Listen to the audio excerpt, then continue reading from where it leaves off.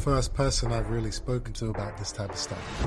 I was in hospital after the fight. I'm lying there, I got my mask on, thinking this is so bad. Get me the morphine, get me the morphine. I've got my family around me, some of them are crying. I can hear everything that's going on. And then I hear the doctor say from the other room, we have to operate on him now, otherwise he's going to die.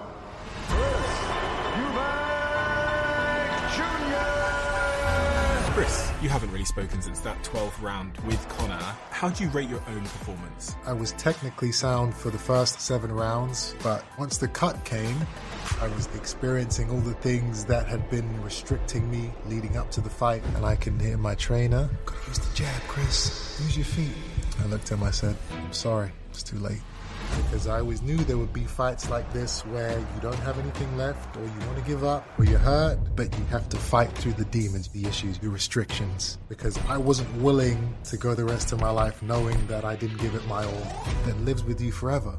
So the technicality of the sport was out the window. We are going to war. Was Conor faster than you were expecting? Yep. Was he stronger than you were expecting? Yep. And it was about who wants it more.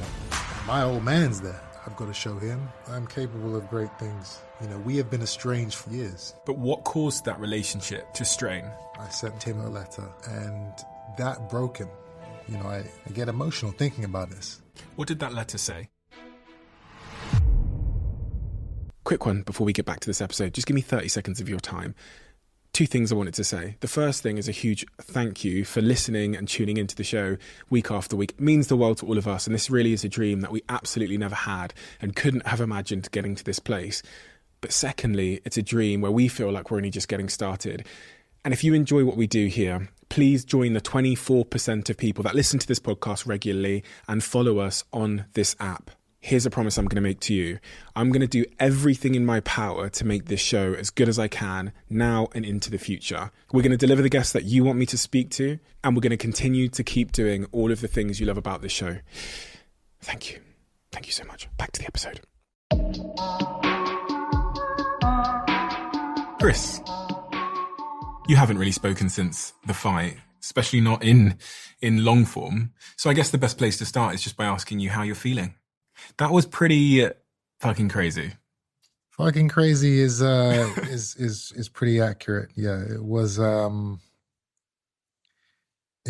fight that I'm not gonna lie, I wasn't expecting to be involved in.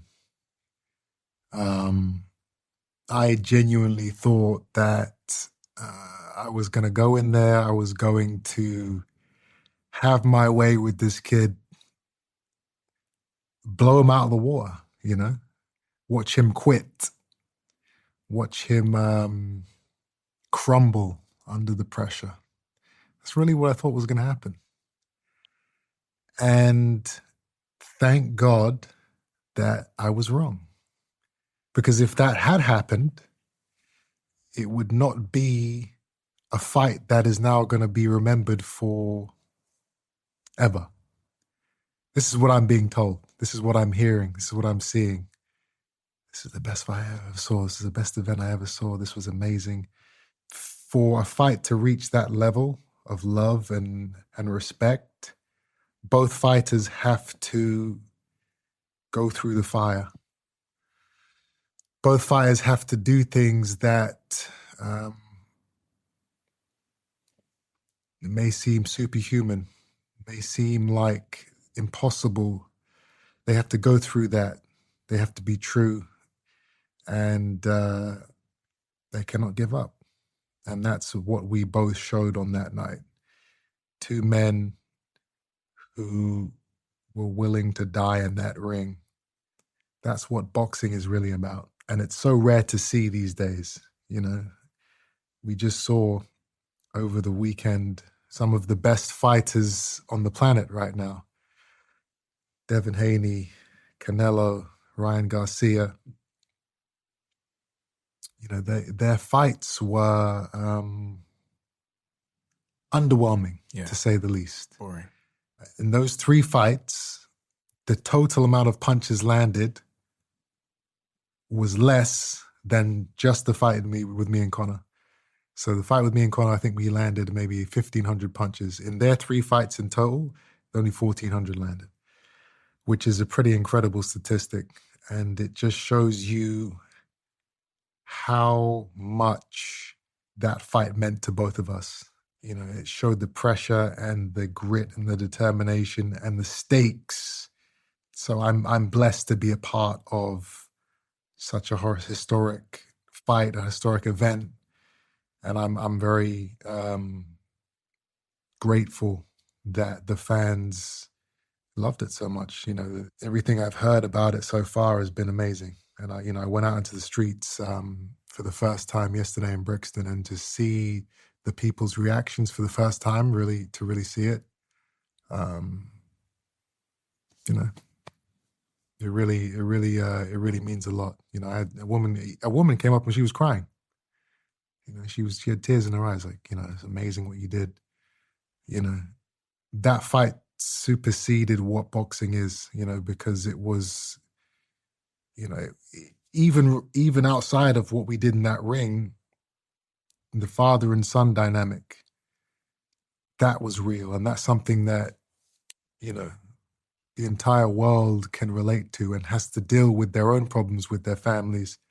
So to see me and my father going through what we were going through, and then to come together to unite at a time when it meant the most, that's an amazing thing. And nobody thought it was going to happen. I didn't think it was going to happen. So seeing that, you know, that's not boxing. You know, that is, that's love, you know? Going back to the top of that, you said that you were expecting to walk in there and blow Conor away. So does that mean that you, in hindsight, underestimated his ability? Or was there something not quite right with you that night? Because I was watching, I was ringside, and you didn't look normal, especially in those opening rounds. You had the same dog in you that you've always had, but you didn't look normal. Yeah, you're very observant. There are a lot of things going on in my life that no one knows about and no one will ever know about. You know, as a fighter, you have to do things that nobody else could imagine doing and no one else is willing to do. I did that to be able to get into the ring that night. You also have the navigation of weight loss, rehydration restrictions. These are all things that I was having to deal with on top of all the outside stuff. What you saw was maybe, yes, there was maybe certain aspects of me as an athlete that, you know, weren't 100%. But the truth of it is, so many fighters go into fights with issues, whether it's injuries, whether it's illness, whether it's mental problems. We all have to fight through these things. That's a part of the sport, which is why I'm not going to sit here and tell you about all the things that I was dealing with, because it's my job. We are fighters. You have to fight through the demons. You have to fight through the issues. You have to fight through the restrictions. And that's what I did. I didn't give up. Illness, injury, and mental problems. Are just a few of the things that fighters. Did you have any of these? Again, I'm not going to go into what I was dealing with. Was it? It's a personal issue you're dealing with. Do you know why I'm asking this question? I'm asking this question because, as a fight fan, as a fan of yours, I was watching you as the fight began, and I didn't think you were quite yourself. I've been to your fights. I've been to many other your fights. You know, I've watched you in Manchester as well, ringside, and you didn't look the same. So now I have this big question mark in my head as to why you didn't look the same. And I'm like really determined to try and understand. I know that you weren't in great physical health, but you say there was other things going on in your life. What category were those things in? If you don't have to tell me what they are. You obviously don't have to say anything, but no, you know, it's something that, you know, a lot of fighters do. You know, they will come out of a fight and they will say the things that were wrong with the camps and were wrong with their health or wrong with, their personal lives or, I've never been that guy to make excuses. I'm not looking for sympathy. I'm not looking for a reason for people to say, oh, well, Well, you won, so it doesn't yeah. matter. But even if I had lost, Yeah. it's not in me to, oh, well, this is why I had to go through this and that. And people saw so much of what I had to deal with. Yeah. My father, the weight cut, the rehydration clause, getting fined $1 million for being 0.5 overweight, using the gloves that weren't in the contract, some guy trying to get into my changing room to check my hands, and ruffling the feathers of my team. They threw everything at me. They did everything they could to try and get me off of track, to distract me, to take my mind off of the task at hand. And I never let that happen. And I'm very, I'm proud of that. I'm proud that I didn't fall into the traps that were set. Every time they set a trap, I saw the trap, go around it, go forward. Oh, there's another trap. Round it, forward. Another trap, round it, forward. That is a part of being a warrior. It's not just getting in the ring and fighting. You have to be smart. You have to be cunning.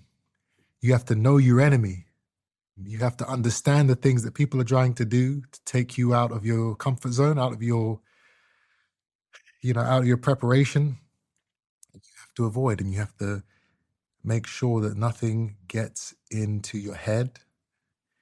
Nothing affects what you're going to do on the night. And the crazy thing was, not only was I dealing with all these bullets flying at me from my enemies in Connor Benn, in Matchroom, in Eddie Hearn, in Nigel Benn.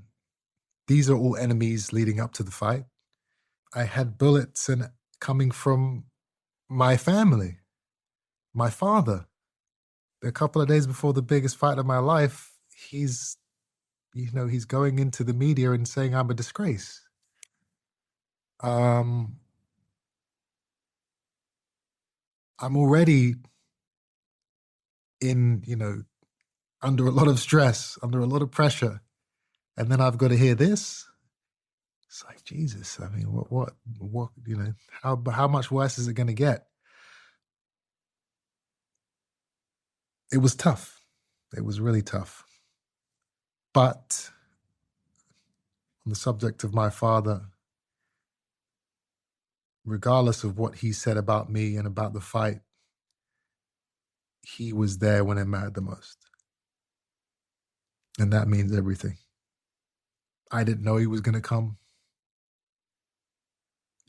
He called me, he texted me the day before the fight, the night before the fight. He said, call me when you see this. So I saw the text and I thought, you know what? We're less than a day away from, well, this is the night before the biggest fight of my life. The last thing I can be doing is being on the phone listening to negativity, because that's all he had come with for the last 6-8 weeks. The fight's not going to happen. This fight shouldn't be happening. Weights are not right. He egged him. He's a disgrace. It's a circus. It's a sham. I will never be in my son's corner. This is all I'm hearing from him for 2 months. Don't do this fight, Chris. Son. This is all I'm hearing. So I'm sitting there, I'm reading this message, and he hasn't, I haven't spoken to him. And I'm thinking, I can't deal with this right now. Call him for what? So he can say not to take the fight? I got to rest. I got to focus. A couple of hours go by, maybe 9, 10 o'clock, it gets to that. And I'm like, you know what? I've been through so much shit in the last 2 months. What more could possibly be thrown at me?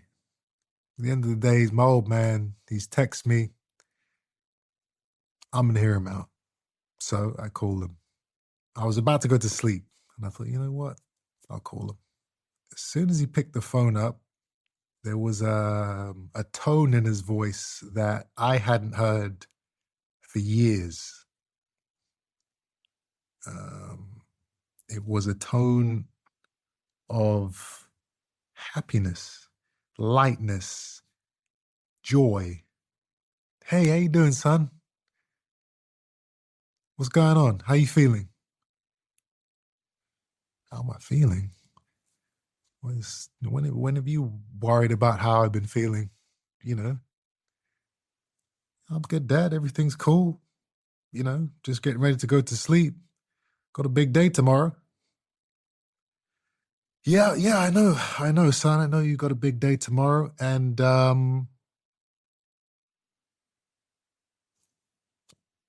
want to be there for you.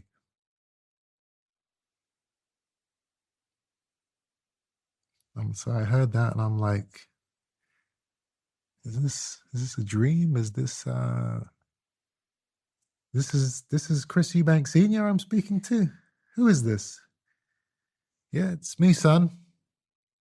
Let's do this. Let's do this together. Where are you? I said, I'm at my hotel. He said, all right, well, I'll come to your hotel. We'll speak. And yeah, let's do it. Okay. Okay, Dad. I ordered him an Uber. 20 minutes later, he was at my hotel. I got him a room. We went up to the room. We sat down. You know, he said, I was always going to come. I was always going to be there for you. And in my mind, I'm thinking, if I just gone to sleep, what happens? What would you still be here? Like, you know, we haven't had any communication. And I know, and I knew how hard it was for him to send me that text of, you know, call me when you see this, because he doesn't do that. You know, it's been years since he tried to have that contact with me. So I think if I just ignored it, then we wouldn't be sitting here today talking about this amazing event that had unfolded. Because make no mistake, him being there made it different. It made it something that will now go down in history. You know, movies are made about this type of stuff. If I go in there alone, it's just a fight. It would have been a great fight still, but to have that fantasy of a father and son coming together after going through so much, you know, my brother passing away, all the stuff in the media, all the friction, to see that be able to be kind of put to one side and to unite, to come together, to walk into that ring. It's an incredible thing. You know, I get emotional thinking about it, because it was so unexpected. You know, I had envisioned in my mind for the last 2 years me walking to that ring alone. I just, you know, it never crossed my mind that my old man would be behind me. I envisioned walking to the ring alone, being booed, and getting into that ring and fighting with anger in my heart. That's what I thought that fight was going to be. What it turned out to be was, I'm walking to the ring. My old man is behind me. He's with me. And, you know, for the first time in my whole career, I'm walking through a crowd and there's no booze. I'm used to walking up into these rings and I'm looking out and people are going, you're going to get knocked out. Ooh. And I feed off of that dark energy and I use it against my opponents. That's what I've been. That's been my life for my whole career, really. In this fight, I'm walking past people and I'm seeing tears in their eyes. I'm seeing grown men with tears in their eyes and smiles and, God, Chris. And it's like, I'm walking to the ring and my face is always cold because I'm about to get in the ring and hurt somebody and get hurt. But in my mind and my heart, I'm like, what's happening? What is this? I've never seen this before. I've never seen cheers, let alone people crying with joy. This is going to be different. This fight is about to be something different. I don't know what it's going to be, but I'm excited. What did you discuss in that hotel room when he arrived in that Uber? He said to me in that hotel room, "What do you think I want from you?" I thought about it for a long time, and I genuinely couldn't answer the question. We have been estranged for a long, long time. Years. Yeah, years. So how can I answer that? What do I want from you, is what he said. I know that this man is not a man that can be bought. He's got too much pride. He's got too much morals. He's a man of God. That's all that's important to him. You can't buy him. So me knowing that, when he's saying, "What do you think I want from you?" I'm thinking, oh no. Has that changed? Has he changed? Is he about to, ask me for some crazy amount of money? I hope not. Because then that changes my view of who this man in front of me is. So I didn't even think about that. It's in my head, but I didn't want to say it. I didn't want to say it in the fear that he would be like, "Yeah, you got to give me $1 million." That would have killed me. Really? Yeah. That would have been bad. Why? Because then I know that he's not there because he loves me and because he wants to see me win. He wants to support me. He wants to be my dad. If it's about money, then all of that is irrelevant. Yeah. So I was too scared to even mention money, because then that would mean that there's no coming back. If we were in a room together the night before the biggest fight of my life and you're just saying you got to pay me, that means for the rest of our lives now, our relationship will never ever be the same. So I was scared to say that, and I was scared at the question. I had to joke. I had to make a joke out of it because I was so confused and worried about what was about to happen. I said, "Well, you want a hug? I'll give you a hug." He said, "No, I want nothing. Absolutely nothing." And when he said that,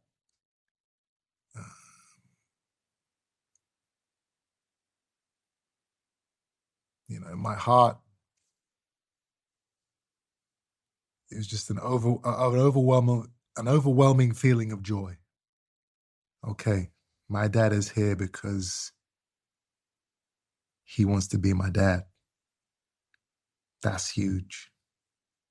That's everything. That's what I haven't had for years and years and years. So if there was ever a time that I was going to kind of get some of that feeling and love back, this was the time I needed it. And he was there to do it. I'll never forget that. Him being there that night, for sure.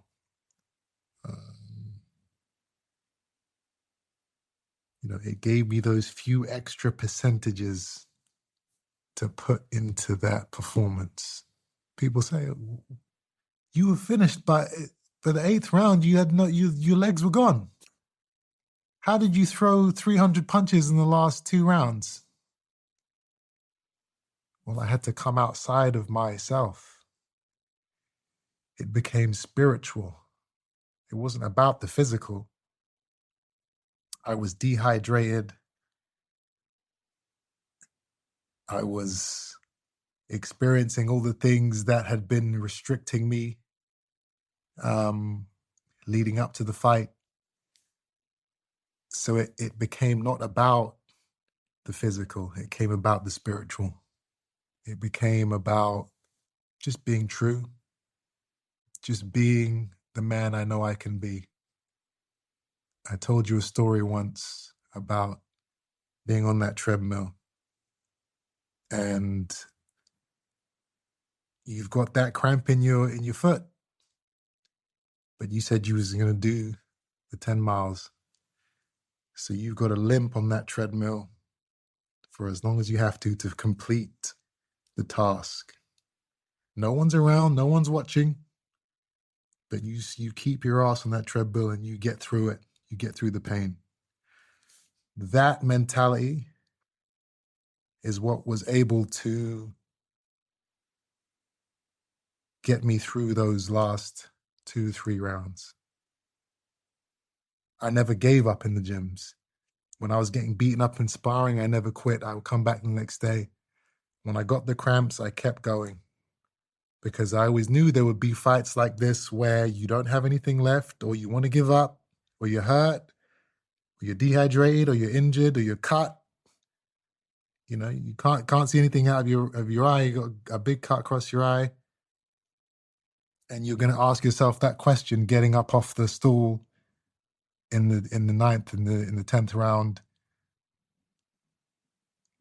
Should I give up? Should I take a knee? Should I run? No. We are going to war. We are going to leave everything we have in this ring, because this fight is going to be remembered forever. So what you choose to do in these last few rounds, that is what the people are going to remember you by for the rest of your life. Did you come forward? Did you put it all on the line, or did you retreat? I wasn't willing to go the rest of my life knowing that I didn't give it my all. Regardless of the cut, regardless of everything I was going through, I knew I had to do what I had to do to win. And my old man's there. He's watching. And, you know, he didn't believe I would be able to do what I'm doing. That's what he's been saying for years. I've got to show him, I've got to show the world, and I've got to show myself that I'm capable of great things. I'm capable of going through things that 99.999% of human beings on this earth were not willing to go through. And that will live forever. And that's a beautiful feeling. A week after the fight, sitting here talking about it, there's no amount of money that can buy the feelings that I have now. And that is the genuine truth. How proud I am of what we achieved in that fight, it's priceless. It's something that, you know, on your deathbed in 60 years' time, you're thinking about it. Yeah, I did that. You can't get that from money. You can't get that from fame. You get that from years and years and years of graft, hard work, and just being true, not cutting corners, not cheating, not being a bully. Chris, everybody has a different relationship with their family. You've always been a seemingly quite emotionless individual, very cold exterior, as you've described it yourself. So it's really moving and interesting to hear how much your dad meant to you. And as you were speaking, I was thinking back to all these interviews I've seen of you over the years where you cite him as your biggest role model in life. I've kind of got 2 points. The first, I guess, is a point, which is just, I had no idea he meant that much to you. I had no idea. And secondly, the question is, what caused that relationship to strain? My father is an extremely proud and an extremely intense human being. He has his ways of thinking. He has his ways of living, teaching, parenting, and it's his way or the highway. Nothing else works in his opinion. It got to a stage in my life where I decided to walk my own path, separate myself from this massive character in my father. You know, I had grown up with this pressure and this responsibility, and it became too much. I was known for being the son of for so many years. That's Chris Eubank's son. That's Chris Eubank's son. And I kind of, whenever I would hear that, you know, like, well, at least they know who I am. But it got to a stage where I was like, how do I get away from that? How do I become just me? You know, how do I become Chris Eubank, not the son of a legend? And it dawned on me eventually, the only way to do that is to be separate from it. In boxing, I'm not talking about as a father, I'm talking about in terms of my career, in terms of the decision-making, in terms of the training, in terms of the fighting, in terms of the media, the press conferences. These were all things that he was right by my side for my entire career. I knew that to get away from the shadow, I had to start doing it on my own. Did you write him a letter? Yeah. Explaining exactly that. I told him, I'm going to write my own book one day. The book can't be, oh, well, my dad told me to do this, so I did it. My dad said, don't take that fight, so I didn't take that fight. He told me to train that way and go here and wear that. It's not a book. It's not a life. I need to be able to write my own story into history. What did that letter say that you wrote to him? And why didn't you tell him to his face? I needed him to understand and read it and reread it and reread it without interruption. You know, if I'm talking to him like I'm talking to you, as soon as something is said that is maybe a little bit, oh, I don't like that, or I don't agree with that, he will be ready to jump in and say his point. I had to get the whole thing out. Couldn't be in conversation. I said to him, I am the boss. And that broke him. He couldn't handle that. He had been the boss my entire life. He had been in charge of who I fought. He had been in charge of my financials. He had been in charge of my contracts. He was the boss. So for a boss to hear that he's not the boss anymore, that strained the relationship. Oh, you don't want me to be a part of your career anymore? All right, well then bye. That was his reaction. It shouldn't have been that way, but that's how he dealt with the disappointment and the frustration of what I was doing, which was going my own way. Then you have the tragedy of my brother Sebastian passing away. And this would have happened maybe a year or two after I sent that letter. That affected him deeply. It affected all of us deeply. But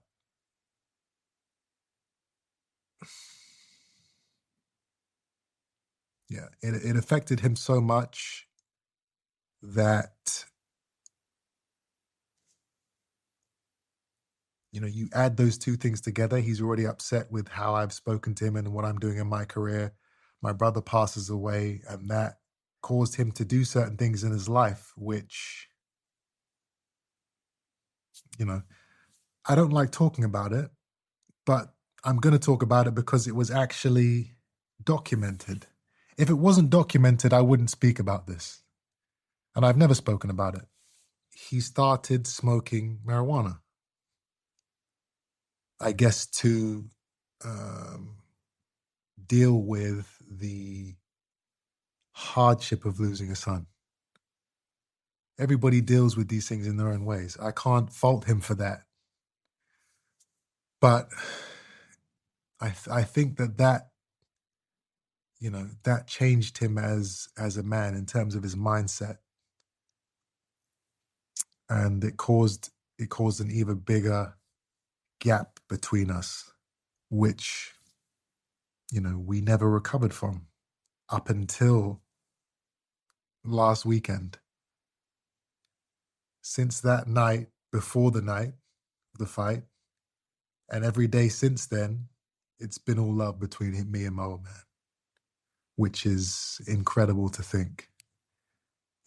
I was in hospital for 2 days after the fight. He didn't leave the hospital. And when I say didn't leave the hospital, I mean like he's sleeping on, one of these stretchers outside my room, just in the hallway. That means everything to me. Regardless of the differences and the things that have been said and done, a man who is going to stay by his son like that, that's love. It's been so long since I've had that type of feeling with him. And you only get one father. So now we are going to build. We're going to build. We're going to build. And I think our relationship is only going to get stronger and stronger and stronger. I said it before the fight. This fight is either going to help us build or it's going to break us even more. I don't know. It was up to him, really. And he chose for this fight to be the thing that the catalyst for us to be able to build. And I thank God for that. Did his absence and hearing him call you a disgrace and all of the stuff he was doing in the media ahead of the fight, in many respects to stop the fight, it seemed at times. I actually watched an interview, I think the day before the fight, where he was in tears, saying to a boxing journalist that the fight shouldn't go ahead and expressing his concerns about the fight, etc. Did it impact your mental health? It was upsetting. It was distracting. It was horrible knowing that, this deeply personal situation we have is now fully public. It's all over TikTok. It's all over Instagram. The headlines, Chris Eubank Sr. calls his son a disgrace. Millions of people are watching these interviews. So for sure, it affects your mental health, your mental well-being. It's negative and it's deeply personal, and you don't want that in the public. It's one thing dealing with family issues, between your family, but when everyone else knows what's going on, it's tough, and it came out of me in that last press conference. Connor Benn talking about, well, yeah, you just worry about making weight. And at that time I was making weight and I was in pain. And I said, I'm in pain right now. And I'm going to be even more pain tonight. And I'm going to be even more pain tomorrow morning when I've got to lose those last few pounds. I have the actual quote here. You said, "The weight is painful. I'll be in even more pain tonight and tomorrow. The question I ask myself is, what is pain? I have a 31-year-old brother that is buried in the desert in Dubai. That's pain. I have his son Raheem, who is 3, asking why he can't see his dad. Why doesn't he take me to school? That's pain. My own father, a man I've idolized my entire life, and we haven't spoken for years, and he thinks I'm a disgrace. These things are pain to me." Yeah. And, I am not an emotional guy, especially not in boxing. But in that moment, that's what I'm thinking. This weight cut and this rehydration clause fucking hurts. But guess what? It isn't anything compared to those three things that I listed, and the other things that are going on in my personal life that I'm having to deal with and struggle with, all while getting ready for this huge fight. So if I can deal with those things, then what is cutting weight? What is dehydrating and starving myself to make a weight? It's nothing. You know, it's a moment of discomfort. You know, my brother passing away, Raheem not understanding that his father is not with us, questioning, why doesn't he take me to school? I see all these other kids, they're coming into school with their dads. Why doesn't my dad take me to school? Why can't I see my daddy? You say he's at the office. Where's the office? Let's go to the office and see my daddy. My own father. Yes, he's a disgrace. These are moments. These are not moments of pain. This is pain that lives with you forever. So that they're incomparable. You know. So when Conor Benn's talking about, you just worry about making weight. Don't worry about the weight, mate. The weight's fine. I got a lot but worse issues than the weight. The weight's gonna come off. I think that was the first time that I kind of got caught up a little bit in what was going on in my life. And the people saw that, and I guess they loved seeing that vulnerable side to me, because it's real, and it's what millions and billions of people are dealing with in their own lives. So to see somebody who's a fighter, who's big and strong and tough, having to go through the same things, it's it's a humbling thing to see. And it's one of the reasons why, when I'm walking to the ring, there are people crying.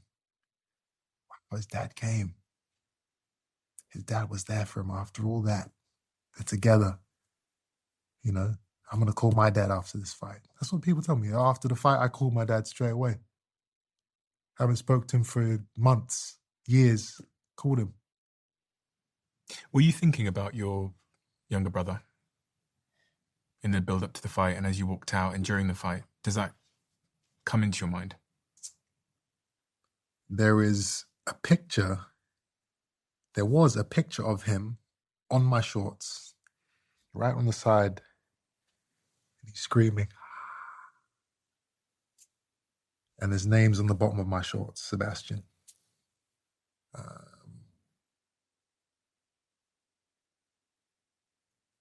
That fire, I'm looking at that picture before I'm putting the shorts on. Like, yeah, I'm using that energy. This is for you. This is for Raheem. This is for the family. This is for the Eubanks. I can't look at that picture and lose. It's impossible. It's impossible. Raheem has had a big impact on you. Massive. Never thought that I could experience the love and the warmth that I have when I'm around him. I was never the type of guy like, I want a kid. I want kids. I want that. I never got it. I guess I was just too busy with my own life, my own career, my own issues. Raheem comes into my life, and it just, the love I have around him, it makes me want to have my own son. And Raheem is my son, but biologically, I want to have my own son now because I love who I am and how I feel when I'm around him, when I'm teaching him things, when I'm taking him to places and watching him grow and watching him learn new words and new expressions. It makes me really happy, And before Raheem, I thought happiness was, a big win at a poker table or winning a fight or going on some amazing trip. And those do make me happy, but it's a whole different level when you're with another human being who you love and you're getting to show him the world and teach him things and watch him grow. It's incredible. So, yeah, I thank God for him every day. Is it out in the public domain, the circumstances around your brother's death? I'm not 100% sure, but he drowned. He drowned. He drowned in Dubai. Yeah. He had I don't know if it was a heart attack. It was like something happened with his heart, and of all places, he's swimming in the sea, and it switched him off for a second, and in that second, he's obviously in the water, and he went under, and how insane is that? The guy, you saw him, jacked, muscles, he makes his own green juices every day. Alkaline. Yeah, that was his nickname for anybody that's alkaline. Yes, health fanatic, and in a split second he's gone. It's just, and it just put things into perspective, and it just makes you appreciate and respect life so much more, because you understand that it can be taken away at any time. And it doesn't have to be some crazy car crash, or it can just be you're swimming. You're swimming and then you're not there anymore. And it makes you live your life with so much more respect and responsibility and appreciation.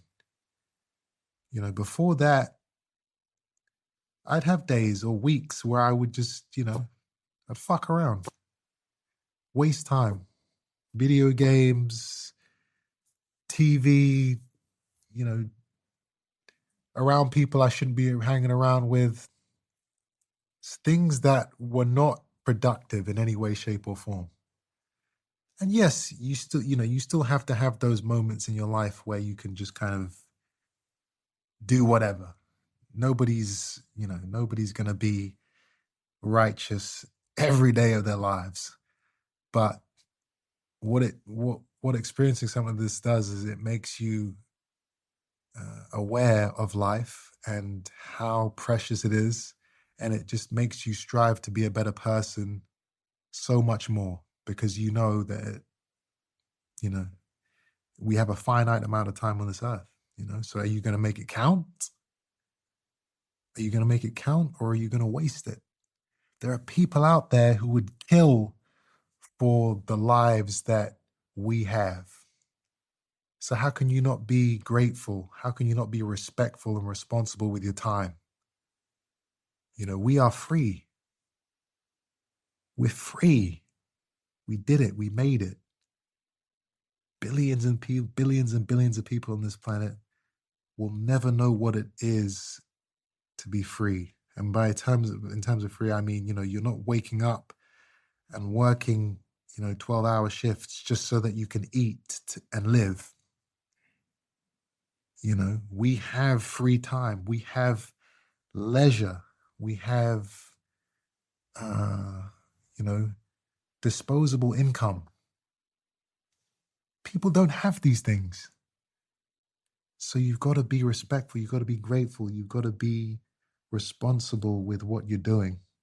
With all of this on your mind heading into that fight, I remember before the last fight was cancelled, you were saying that you'd be at 60% for the fight and you'd go in there and beat him. What percentage were you at? And I'm kind of coming back to this question again. You're really trying to get that out of me, huh? It's really, I'm trying to understand if what I saw was true. Like when I saw you in those first couple of rounds, I'm stood there kind of confused and concerned at ringside, because I'm like, this ain't how he used to look. This ain't what you look like in the other fights. In those early rounds, I was like, he doesn't look like he has the same strength and speed. Well, I had regardless of what happened outside of my training camp and all the things I was going through, I had a rehydration restriction. Explain this for people who don't know. Explain what weight you're at right now, you were at before the fight, how much weight you cut, and then what the restrictions say you have to do. So, and I'm not saying this for sympathy or as an excuse. It was my own doing. I take full responsibility. And I say that because they said we want to have a weight or a rehydration restriction on you. So you can weigh in at the middleweight limit of 160 pounds, but you can only put on 10 pounds before the fight. Mm-hmm. Usually there's no restriction on what you eat and drink. You just refuel and replenish your body to as much as you can so that you have full energy for the fight. What weight do you walk around at, just so I have context?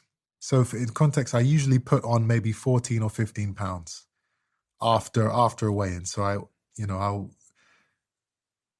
but I could only put on 10 pounds for the fight. If I go over the 10 pounds, I've got to pay $1 million fine. But if I saw you in the street in like 2 months' time, what weight would you be at? Well, now, if I'm not in a camp and I'm not trading, then I'll probably be, I don't know, 185 pounds. Okay, so 185 pounds. So you've got to lose roughly 25 pounds to get in shape for the fight to make weight. Which is, it's doable. It gets harder as you get older. Mm-hmm. That's for sure. Your metabolism slows down. It becomes harder to shed those last few pounds. And it was hard. I documented my weight cut for this fight. I was in sweatsuits, and I had to be wrapped in these heated sheets. And I lay there for half an hour and I'm just sweating everything out. And then I'm in, I'm doing all these things to just drain my body of all the fluids. And it's torture. You're torturing yourself. You're literally torturing yourself doing this. But you've got to make the weight. If you don't make the weight, they're coming for that cash, baby. And that's what they've done. Unfortunately, they got me on the middleweight limit. I was 0.05 pounds over the middleweight limit. I didn't mess up on the rehydration clause. So the next day I didn't go over the 10 pounds. But the fact that I had to restrict what I was eating and drinking after my weigh-in, that takes percentages off of your performance naturally. So you check in at 160 pounds the day before, and the rehydration clause says, is it 8 a.m. the next day you have to weigh again? Yes. So it was between 8 and 12. Okay. Oh, so 8 and 12. Yeah. You have to weigh again. So I think at 12 o'clock I weighed in at 169.4. Yeah. So you can't gain more than 10 pounds overnight, which means you can't be drinking too much or eating too much of what you want to eat. There should have been no rehydration restriction in the first place. If you'd said no to it, would the fight have still gone ahead? Yes. So why didn't you say no to it? Why do you think? They paid you more? Absolutely. How did you get paid an 8-figure number for this fight? Yes. Okay. I was so confident in my ability to beat Connor Benn that I thought, you know what? If you guys want a weight restriction so badly, I'll let you have it. Did you get paid the same? But you got to show me the money. I'm not doing it for free. You named your price, didn't you? I heard. Yes, I did. And Turkey said yes. Yes, he did. At the first number you named. You fucked up. I should have got, oh man, I could have got a couple cars or, You should have doubled it and then come down and met him halfway. But that's the thing. When you're negotiating with promoters or broadcasters, you come in high, expecting them to come in low, and then all right, know this and then that. And then. That's usually what happens. The Saudis they're not normal people.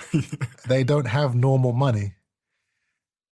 So a number that you think is fucking great, to them it's, it's just, yalla, But again, I said, I'm not greedy. They paid me, life-changing amounts of money. That's another reason why I did what I did in that ring. I have a duty to boxing, to the people, to the fans. We can't be making the types of money we're making and give half-assed performances. Mm-hmm. That's disrespectful to people, to the sport, to the fans. We are blessed. We are privileged to be in these positions. Earn your keep. Do you get paid on the performance of the fight as well, or do you just get paid a lump sum? How does it work? Because you called Turkey, His Excellency. You said a big number. He says yes. Do you get incentivized on how the fight does in terms of pay-per-view? That's all. That all comes in the contract. So Okay. you have your purse. Yeah. And then you will agree on, if we get to 500,000 buys, then I get a percentage. Okay. And then if it hits 600, I get a percentage. So you work it like that. Or just say, all right, well, we'll just pay you this lump sum and then we get all of the pay-per-view. Yeah. It just depends on how you negotiate. And so you got part of the performance element as well? I'm not going to go into details on that specific part of the contract. In my head, I'm trying to figure out how much that one fight made you, because can you tell me how many multiples it was more than your previous fights? I'm just trying to, that'll give me sort of an idea of the scale of this in terms of a financial windfall. I mean, it's 8. You said 8 figures, right? Yeah. So how much more of a scale do you need? No, but I mean, what do you normally get paid? Is normally getting paid 7 figures? Couple million. Okay, fine. So this is like 5 times more potentially. Minimum. It was. I don't have to box again. Let's put it that way. But the beautiful thing is, at 35 years old, I'm still hungry. I'm still hungry for success in the sport. I'm still hungry for accolades. I'm still hungry to please the fans. A lot of times it's happened throughout history. Fighters will get paid big for a fight and then they lose that hunger. They lose that dedication, that respect for the industry. Oh, well, I've done it now. Now I'm, let's go to the club. Let's pop the bottles, let's celebrate, let's travel, let's buy this car and this watch, this house. Oh, it's gym today? Tomorrow. It's okay, it's okay. That's the trap that so many fighters fall into. And that's why I have so much respect for Floyd Mayweather. He has made a disgusting amount of money and his performances and his dedication never, ever, ever changed. That is, it's incredible because guys, they make their first million and their head's gone. Oh, I made it. All right, cool. No, it's not cool. Boxing is a lifestyle. It isn't a one training camp. It isn't one fight. It is a lifetime of dedication and sacrifice, which is why I never gave up going through all the things I was going through leading up to this fight, because I know I've put the work in since I was 14 years old. So it doesn't matter what's going on in these 2 months. I've served my time. I've been through the trenches time and time again, and I've always found a way to survive. So I'm going to do it now. Not, oh, well, there's weight clauses and my dad is giving me issues and this and that. So this is going to be tough. Maybe I shouldn't do this. No, you're going to get through it. Just like you got through that treadmill run, just like you got through that cut in that fight, just like you got through in that cramp in your leg in that fight. You build up a tolerance for pain and suffering. You did look like a man possessed. At moments in the fight, to me, you looked like a man that had nothing left in the tank, but one that was still possessed, as you've kind of said, by something else. Because even when it looked to me like there was no energy left, your arms were still swinging and you were still marching forward. So it was confusing. It's always confusing to me because when I feel like that, like I don't have that reserve tank, which was something else. Like I actually can't swing my arms. There was no reserve tank. There was nothing left. What's going through your head in those moments when you've got no energy, but Conor Benn is in front of you and there's still minutes left in the round? Are you thinking? Is it like a conscious? Yeah. What are you thinking? you know, I remember going back to the corner in the maybe the 8th round, 7th or 8th round, and I can hear my trainer and my cornerman. Gotta use the jab, Chris. Just stay on your jab. You're good. Control the jab. Use your feet. I looked at him. I said, "It's too late. It's too late. I'm sorry. What's gonna happen is gonna happen. You'll see." There was a look of confusion on their faces. You know, when you have an instruction from a trainer and a team, you're supposed to abide by it. So when I'm telling them it's too late, what do you mean it's too late? I had already gone into war mode. Once you commit as a fighter, once you commit to a certain path you're going to walk down, it's pretty much impossible to then switch back. I had a cut from a headbutt. You know, the blood was going down into my eye. I couldn't see. Fights can get stopped from cuts. As soon as that cut happened, I knew that there was no more boxing. There was no more jabbing.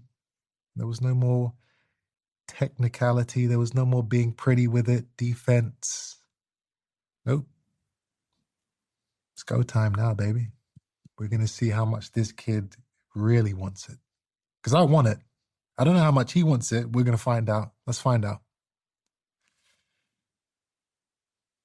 Come forward, you attack, you walk through the punches. It doesn't look good. Doesn't look pretty. It's not boxing. It is trench warfare. You know, when you're dehydrated as well. After the fight, my face is swollen up. And that's not from the punches. That's from severe dehydration. It's this weird thing where, like, when your body doesn't have any moisture in it and you're dehydrated, your face puffs up. I think it's just the skin is weak and it just puffs up.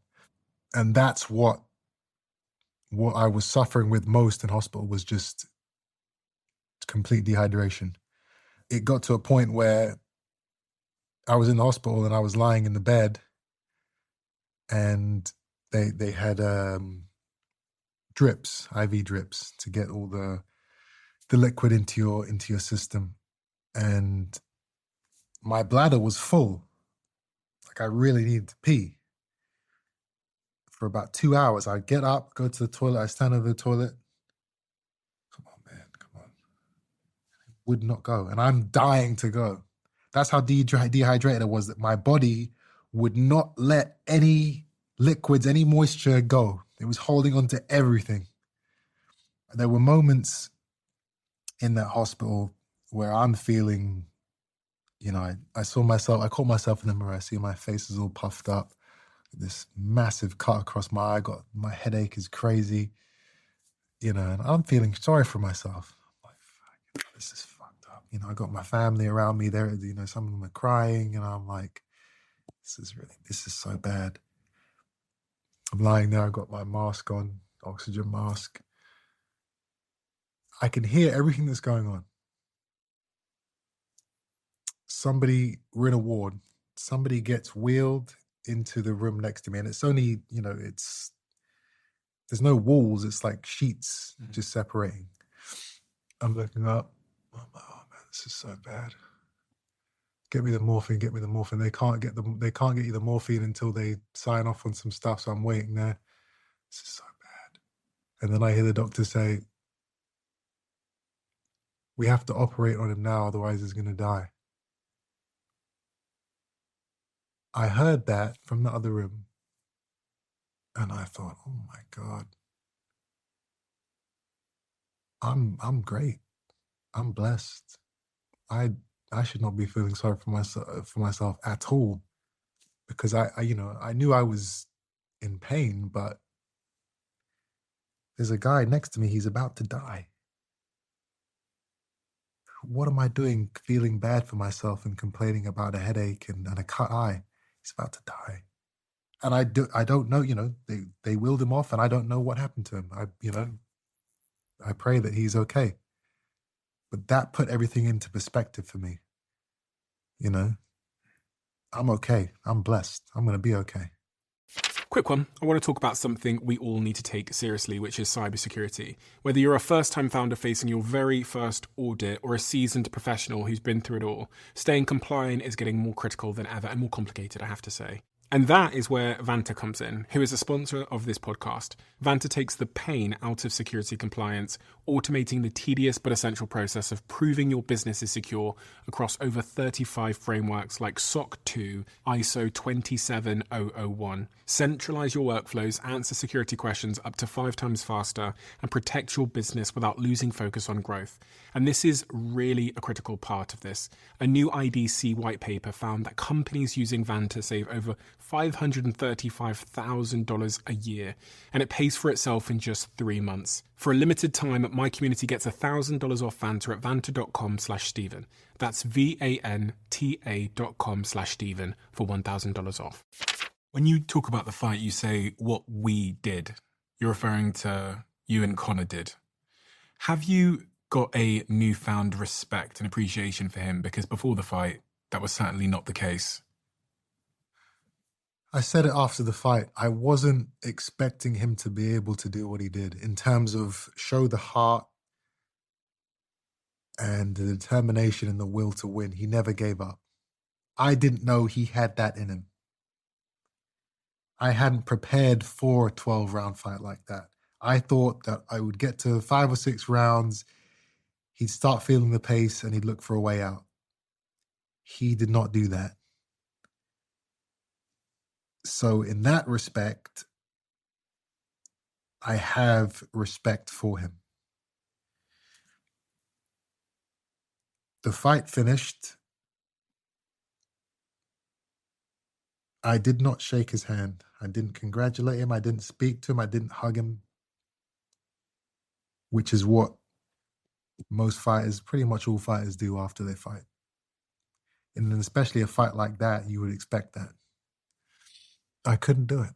I didn't have it in me because in my mind, this kid is still a drugs cheat. He still tried to cheat in our first fight. Failed 2 drugs tests. Never owned up to it. Denied it. No apologies, no admittance, no matting up. I can't forgive that. I can't respect that. I can't shake that hand until there is some accountability. He's not going to give it. I have to set an example to the kids that are watching this fight, that are watching these scenes. If you cheat, if you take performance-enhancing drugs, you don't get respect from me. I can't give you that respect because there are kids who are saying, oh, well, hold on, he was doing drugs a couple years ago, he got caught, but now it's okay. So this really did bother you. I wasn't sure if that was just part of an act to sort of promote the fight. The egg slap, the constantly berating him about this, the voluntary the doping ban that he had. So I think it was July 2022 or September 2022, Connor Benn failed 2 voluntary anti-doping tests for clomiphene, testosterone boosting substance, and therefore the original fight was cancelled. The UK Anti-Doping Association formally suspended Conor for a doping violation. They reinstated Conor, citing egg contamination, and then reinstated Conor's suspension following an appeal. Ultimately, in November 2024, Conor was cleared to fight after the panel ruled that they had failed to prove intentional use. I wasn't sure if you were actually really bothered by this or whether it was part of the promotion of the fight. Bothered is an understatement. Really? Yeah. I don't hold grudges. I'm a man that can forgive. Never forget, but I can forgive. But when it comes to something as serious as drug cheating in this sport, you saw what we had to go through. So if somebody's got something in their system which is going to make them fight harder, take more punishment, react quicker, that is a form of attempted murder, in my opinion. You're going into a fight with extra weaponry. Is it possible that he didn't intentionally take something, in your view? Have you considered that? Do you know, for me as just an onlooker, I saw him, the emotional impact it had on him. I saw him in tears. I saw him talking about suicidal ideation after that came out. And there was part of me that did wonder for a second, maybe something did happen, because that is the reaction of someone who is truly deeply devastated in a way that an innocent person would be. And imagine if he is innocent. Imagine if he didn't intentionally take something. You can be suicidal and devastated after getting caught doing something you shouldn't have done. You can still have that reaction. Let's say that he did unintentionally take these drugs. Somebody slipped something into his drink. Somebody contaminated his eggs. Somebody injected something into him when he was at a doctor's appointment. I don't know, however you want to fantasize this beautiful story. Let's say that this impossible thing has happened. As a fighter, as an athlete, you only have a few jobs that you have to do. You have to train hard. You have to go to sleep on time.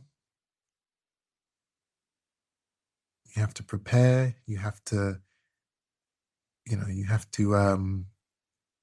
make sure that your diet, your fluid intake is on point so that you have the energy to go into these fights and to these sporting events and be able to compete at the highest abilities you can. Aside from that, there's not much else we have to do as an athlete. It's your job to know exactly what you are putting into your body, whether it's food, whether it's fluid, whether it's drugs. You have to know. That's your job.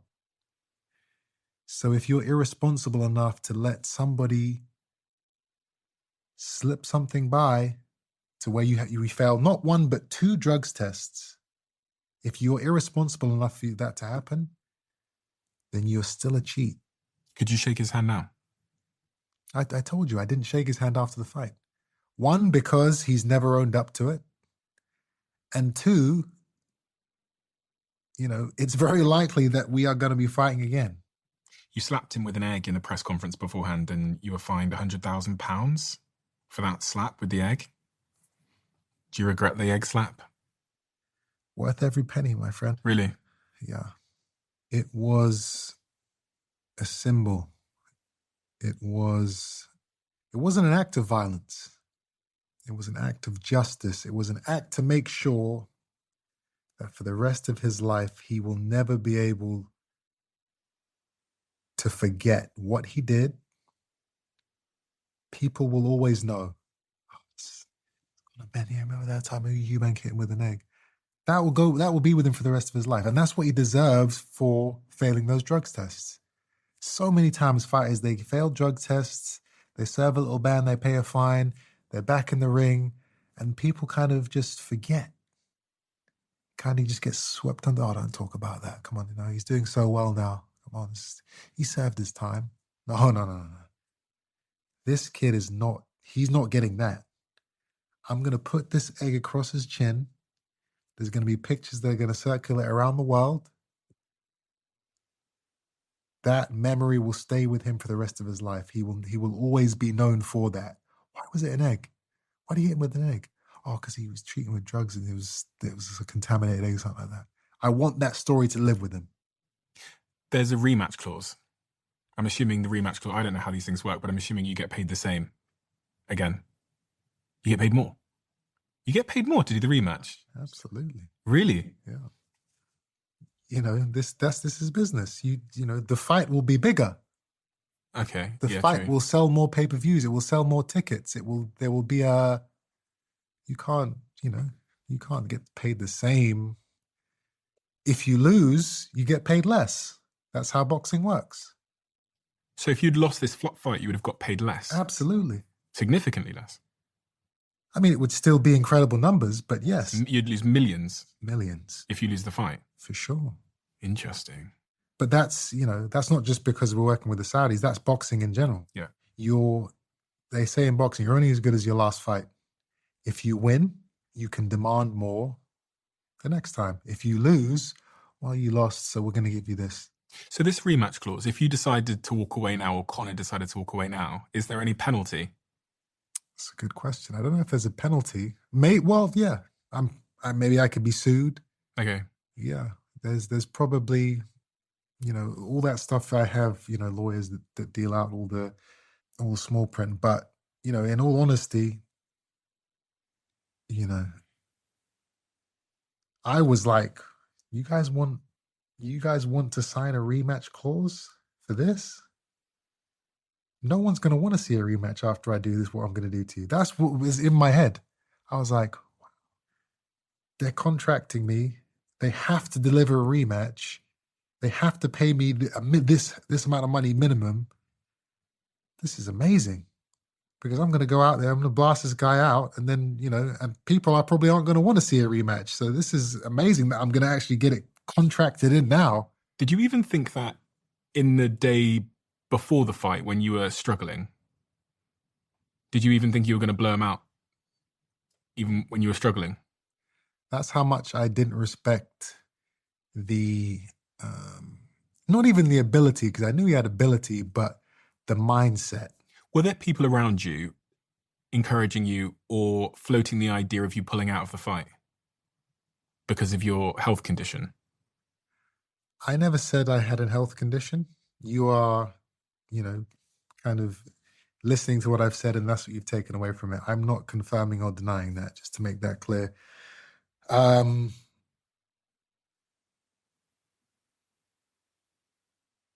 not going to answer that question either. Okay. So does that mean that there is going to be the rematch this year? I mean, contractually, that is what is on paper. Turkey's already booked the arena, I hear. He's already booked it in September. I doubt that it's already been booked, but, they have their plans, they have their direction, and, with the Saudis, when they want something, they get it. Nobody stops them from doing what they want to do. So it's very likely that fight will happen again at some point this year. And do you want that fight next? I want what the fans want. If the fans want to see it next, who am I to say no? It's a fight that's inspired people. I got friends calling me up, messaging me. Oh, I took my son down to the boxing gym for the first time today. Like, it's getting kids into gyms. He never wanted to box before. He plays football every day. Now he's in the boxing gym and sending me pictures of him hitting the bags and stuff. It's amazing. Crazy. How much better do you think you could be as a percentage? If your dad's back in your corner now, you're going to be a bit more versed in, I guess, preparation and with a weight cut or whatever. You said pointed out a few things you said you would have done differently. Well, I fought him. I've lived with him for 12 rounds. I know what he is, what he's capable of. So in that aspect, the next fight for me should be a hell of a lot easier. Because, I'm one of them fighters, all I need is to experience it one time. And then I know what to do with you. That's how I've always been, especially in sparring. Mm-hmm. I remember the first time I ever went into a gym, I can't remember if I told you the story, but I got my ass battered for 3 rounds. The first time I ever went to a boxing gym. But I knew what he was. I knew how strong he was. I knew how fast he was. I knew the type of punches he threw. So after 2 months of training and preparation, I got back into the ring with that same guy and I battered him. That's all I thought about, you know?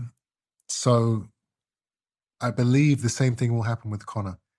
I won the first fight and I got to experience what he is. There's so many things I know now about him that I can practice, perfect, tweak, tailor my performance to take advantage of his weaknesses. And he will probably do the same with me. Yeah. But my experience is so more superior to what he is in terms of what I've done and the guys I've faced. I know how to capitalize on being in a ring with somebody before that he doesn't. I've been in rematches before. I've rematched Liam Smith, who beat me in the first fight. And the second fight blew him out of the water. So I know what it is to do that. He doesn't. Was Conor faster than you were expecting? Yep. Was he stronger than you were expecting? Yep. Stronger, faster, tougher, and most importantly is more mentally prepared and more mentally willing to put it all on the line. That was the most shocking thing to me. I didn't think he had that in him to stay in there and show that dog.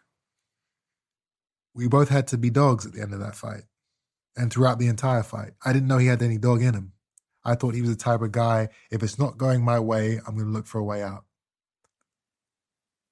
He's not that guy. So how does that feel, knowing now that you're getting into the ring again potentially in September this year with someone who is absolutely unwilling to quit, that is an absolute dog, that has also learned from you? Is there not an element of you that goes, fucking hell, I'd rather avoid that. I've got 8 figures in the bank and, I could buy a boat, I could chill, or I could go back in that ring with that dog and might bust my eye and be back in hospital. I'm going to have to go through the weight cut again and the dehydration again. And it's exciting. I'm sick in that way, in that I love being in these positions where what's going to happen? Am I going to be able to do it? I live for that. I live for those moments. These are the moments that when I'm 60, 70, 80 years old, I'm going to look at it and be like, wow, I did that. You're sick in the head.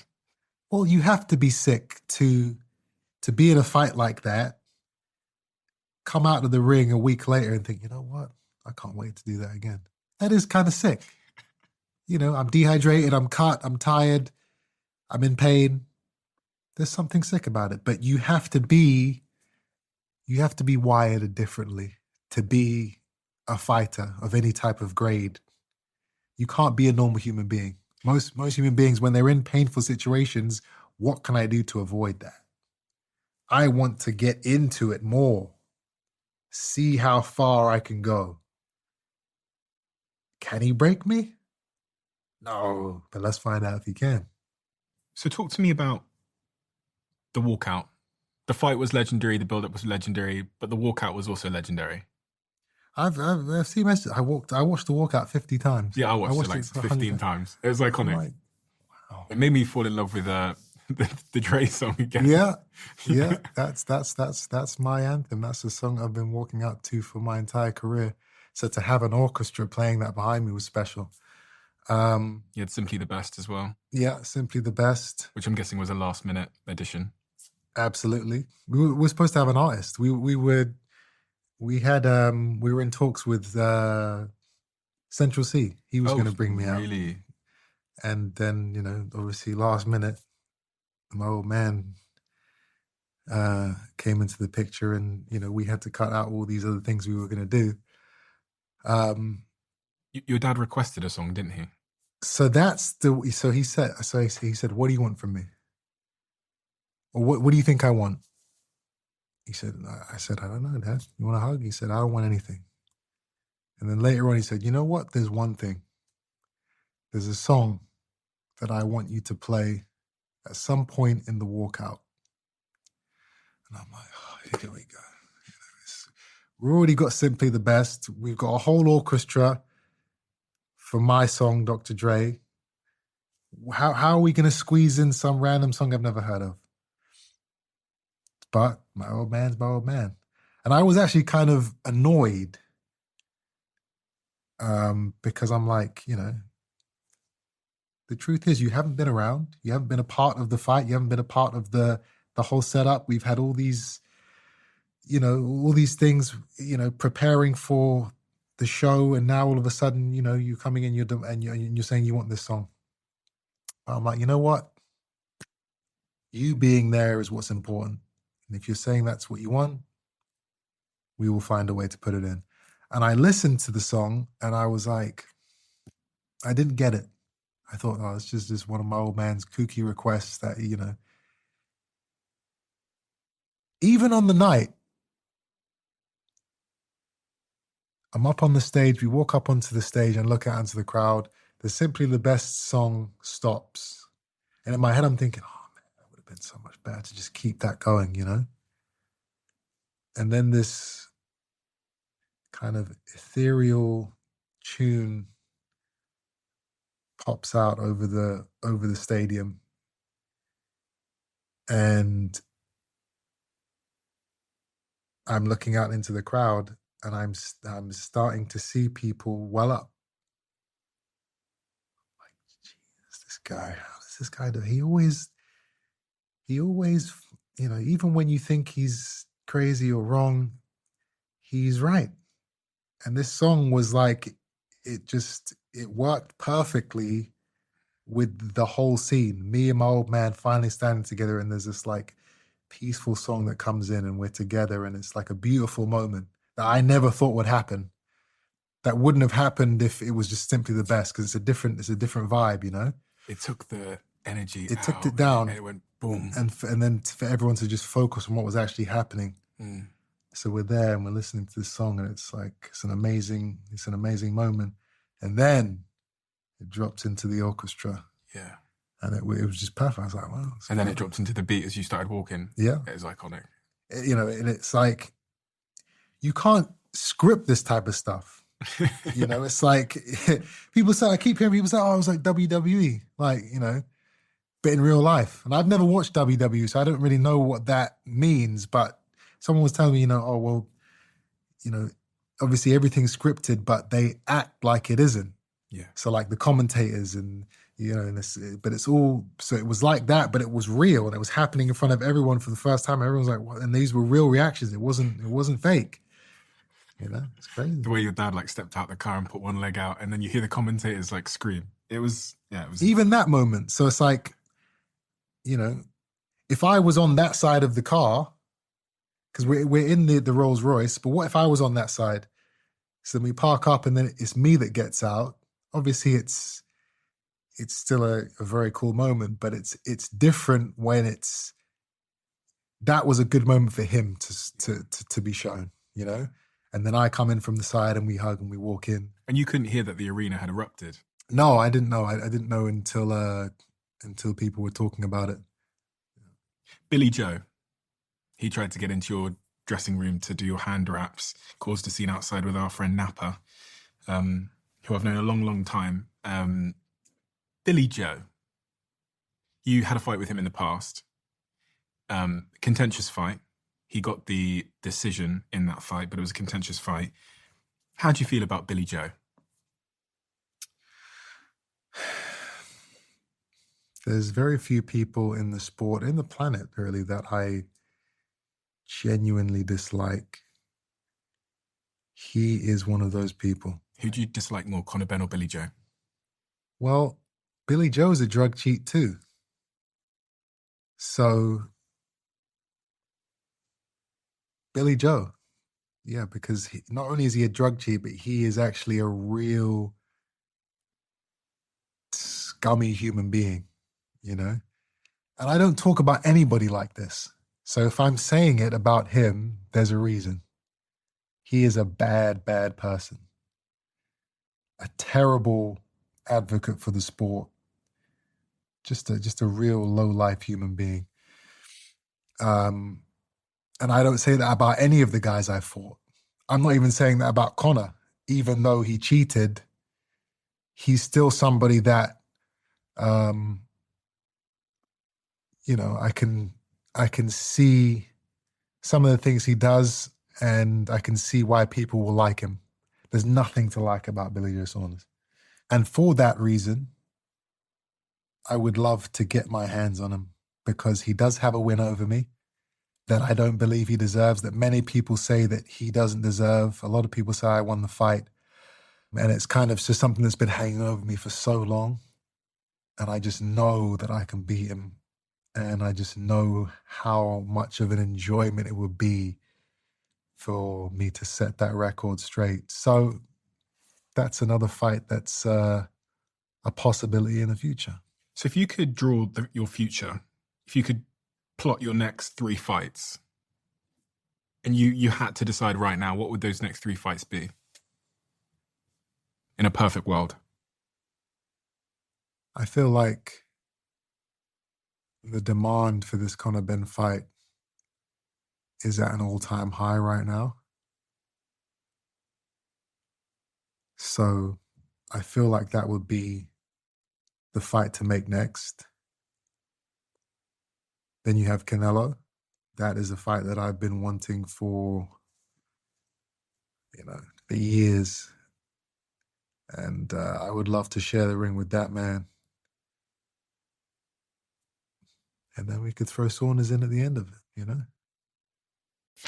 This one change has transformed how my team and I move, train and think about our bodies. When Dr. Daniel Lieberman came on the Diary of a CEO, he explained how modern shoes, with their cushioning and support, are making our feet weaker and less capable of doing what nature intended them to do. We've lost the natural strength and mobility in our feet, and this is leading to issues like back pain and knee pain. I'd already purchased a pair of Vivo barefoot shoes, so I showed them to Daniel Lieberman, and he told me that they were exactly the type of shoe that would help me restore natural foot movement and rebuild my strength. But I think it was plantar fasciitis that I had, where suddenly my feet started hurting all the time. And after that, I decided to start strengthening my own foot by using the Vivo barefoots. And research from Liverpool University has backed this up. They've shown that wearing Vivo barefoot shoes for 6 months can increase foot strength by up to 60%. Visit vivobarefoot.com/DOAC and use code DIARY20 from my sponsor for 20% off. A strong body starts with strong feet.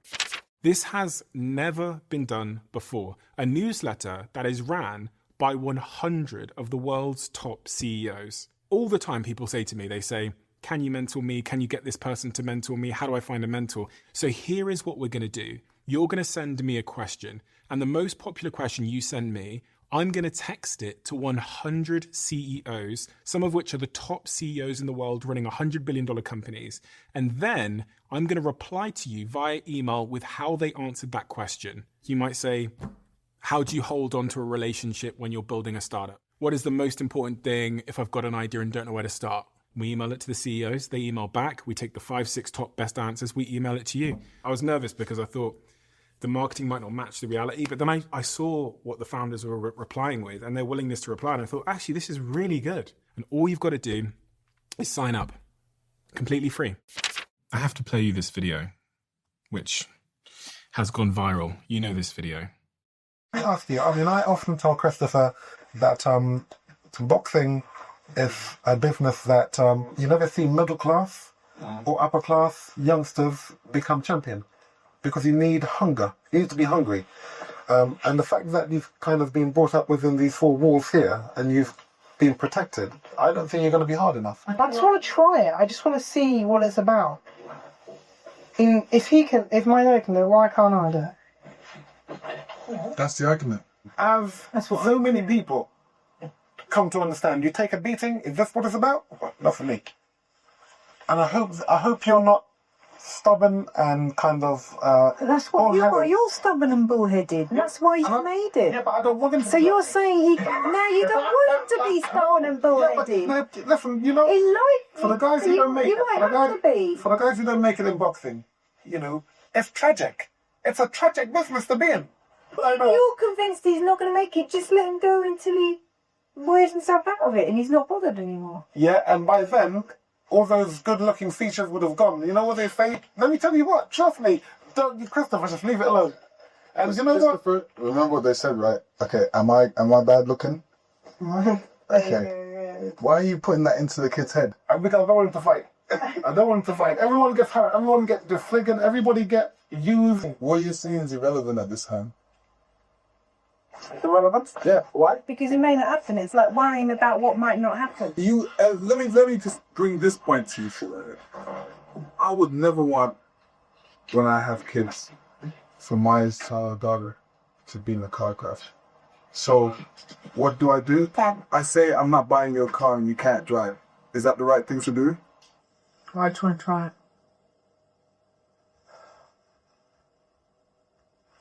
It's a really okay. I'll let you try. All you've got to do is tell me the word. If you tell me, I'll help you. It's okay. Dad, I've always said yes. Stop saying you say yes or no. I want to do it. You want to do it? Yeah. Okay. Now there's one to watch. There'll be one to watch. But I so hope it's not in boxing. What's going on there in that video that I just played? Fear. That's a father who is thinking about all the things he's gone through and fearing that his son will walk into that, into that industry, walk down that path and have to go through all those things that he went through, that he worked so hard to kind of keep his family away from. So you got Lennox Lewis siding with you, and that's your mother? Yeah. And she's also trying to persuade him to let you have a shot at boxing. When you watch that video now, after everything that happened with the fight we just all watched, where there was almost 70,000 people in an arena, people watching all over the world, it's been this global phenomenon, not just in the UK, but I was in America and New York this weekend, and people are talking about it there. How does it feel to look back at that video? It's scary, man. It's scary. I mean, everything he's saying is right. He's completely right. Boxing is a tragic sport for the people that make it. You get disfigured and used. Disfigured. I've been used plenty of times. It's scary to think about how far we've come from that moment in time. All the things I've gone through, the things I've done. And, he had every right to feel the way he did, because champions, hard men don't come from those backgrounds that you saw.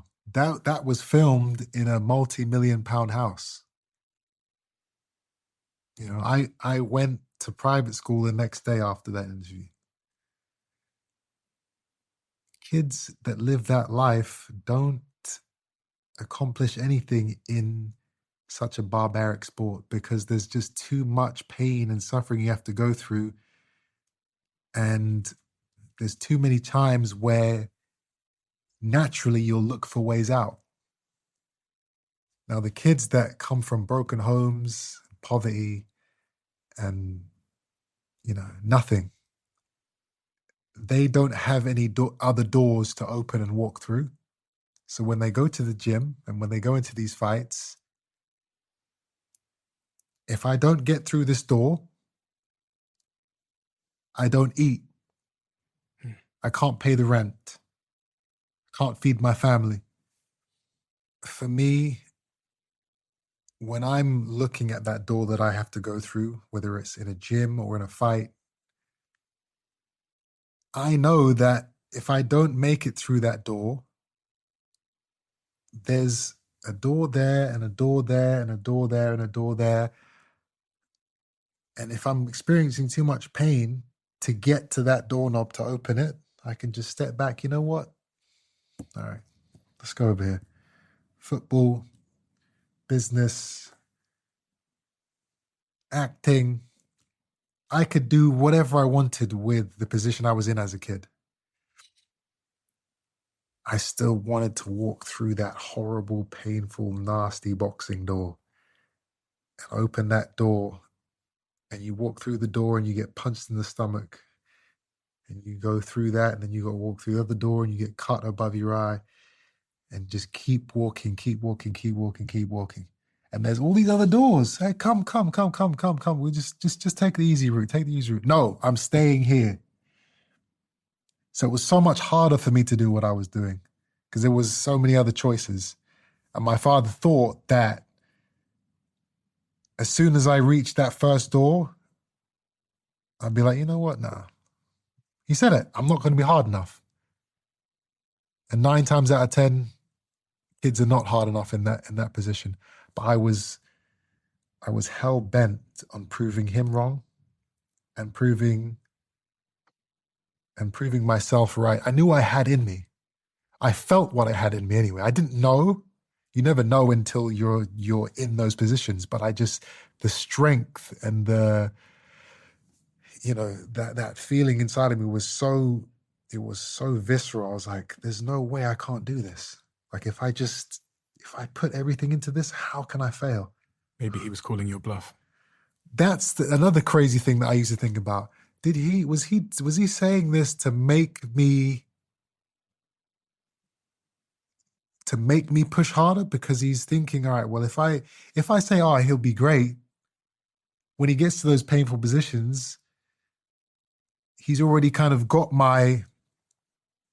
I've already got his blessing. So it's like, oh, well, he's behind me anyway, regardless. So, I tried my best. Or does he want me to be at that front door thinking, my old man, he said I couldn't do it. Am I going to let him be right? No. Well, he did put a chip on your shoulder in that regard. For sure. Massive. I saw the press conference with you and Eddie Hearn, and I also saw the one where Eddie Hearn walks off and then Frank Smith comes in. Frank Smith is like your brother-in-law. Unfortunately, yes, he is. Him and my sister have been together for a long, long time, which is an extremely wild thing to think that the CEO of Matchroom Boxing is basically your brother-in-law. Yeah. Do you get along? No, absolutely not. You don't get along? No. We were okay. We were fine for a couple of years, for a number of years. I even spent Christmases with him. But it got to a stage where I started to see Matchroom, Eddie Hearn and himself trying to block me in terms of the business side of the sport. I am with a promotional company called Boxer. Boxer and Matchroom, which is Eddie Hearn and Frank Smith, are, deathly enemies. They are arch rivals. So they do anything they can to screw over Boxer. I'm with Boxer. So Frank Smith is trying to sabotage, or was trying to sabotage, certain things going on in my career, being a part of Matchroom. As soon as I learned that, it doesn't matter that you're in a relationship with my sister. We are not, we are never going to talk again. We are never going to be cordial again. You are working against me. He was sitting in that arena on Saturday night praying that I lose. Why didn't you sign to Matchroom? Did you try? They offered. Why did you say no? I don't trust Eddie Hearn. I don't trust Frank Smith. I don't trust Matchroom. These people are, they're dangerous. And it's crazy to think that, yeah, he is with my sister. I don't know how that relationship came about, but love is a peculiar thing. And you're good with your sister, obviously. Of course. Yeah. Of course. She was there in your corner for the fight. Yeah. And I was actually thinking, I'm going to ask her, how does it go? Like, you guys go back home together.